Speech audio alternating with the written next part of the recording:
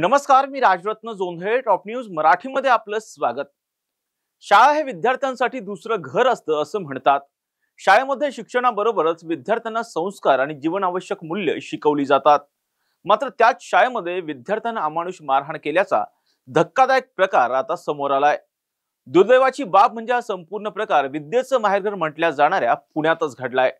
या गंभीर प्रकरणाचा सीसीटीव्ही व्हिडिओ देखील आता समोर आलाय. पाहिलात हा व्हिडिओ पुण्यातल्या पौड गावात असलेल्या झील स्कूल मधला आहे.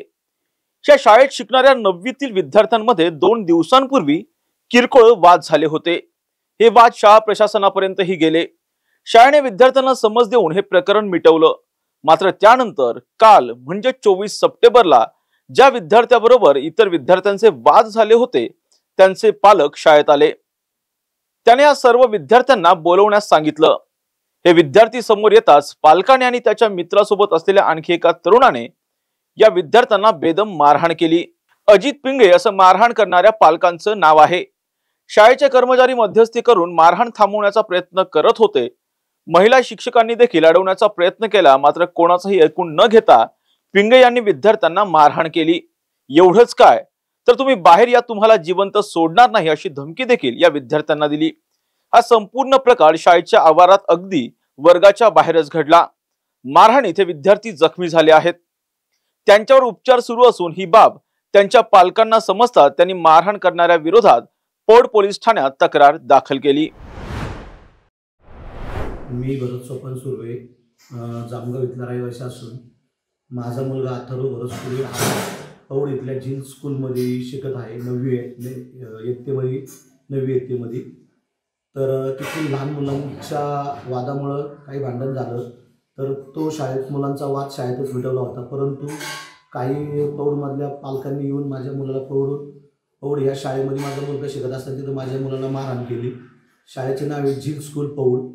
मी जवळच्या पौड पोलीस स्टेशनमध्ये मी यांच्यावरती केस पण केली. परंतु त्याच्यावर कुठलीही पोलिसांनी अजून ॲक्शन घेतली नाही आहे. कारण पोलीस आम्हाला म्हणतात तुम्ही थांबा, बघूया आपण, पण आतापर्यंत पोलिसांनी याच्यावरती कुठलीही ॲक्शन घेतलेली नाही आहे. त्याच्यामुळं आता काय प्रशासनाचा काय निर्णय होईल काय नाही हे आम्हाला अजून माहीत नाही. शाळेच्या आवारात अशा पद्धतीने मारहाण झाल्यामुळे इतर विद्यार्थ्यांमध्ये भीतीचं वातावरण आहे.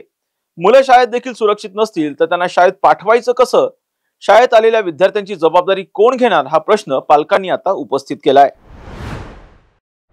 या प्रकरणात पौड पोलिसात तक्रार दाखल झाली असली तरीही अजून आरोपींवर कारवाई झालेली नाही. पोलीस जाणून बुजून तात्काळ कारवाई करत नसल्याचा आरोप मारहाण झालेल्या विद्यार्थ्यांच्या पालकांनी केलाय.